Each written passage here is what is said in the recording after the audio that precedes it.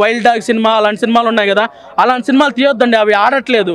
మీరు ఇలాంటి సినిమాలే కత్తి పట్టుకొని నరికే సినిమాలు అలాంటివి తీయండి. రంగస్థలం లాగా ఉంది సినిమా, ఈ సినిమా రంగస్థలం లాగా, దాన్ని ఏమంటారు, ఒక పుష్ప లాగా ఉంది ఈ సినిమా. సినిమా మాత్రం చాలా బాగుంది, ఎక్స్ట్రాడినరీగా ఉంది, సూపర్ డూపర్ హిట్ మూవీ మాత్రం. అక్కినేని నాగార్జున గారు నా సామి రంగతో ఫుల్ కాన్ఫిడెంట్గా ఉన్నారు.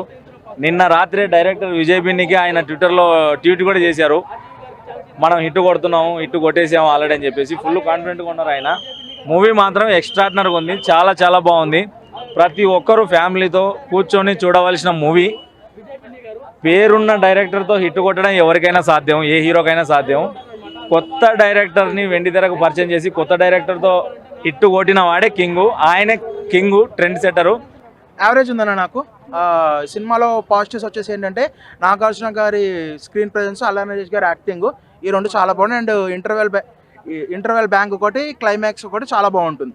అండ్ సాంగ్స్ అనేది అంతగా వినాలనిపించకపోవడం వల్ల అదేంటి డిసడ్వాంటేజ్ అయింది మూవీకి.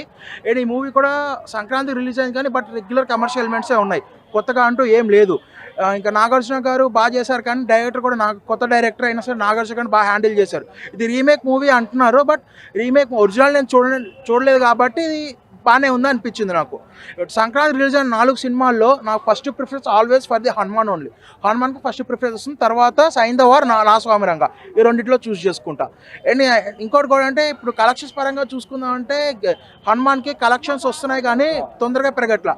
మండే నుంచి రైజ్ అవుతుంది హనుమాన్ అనేది.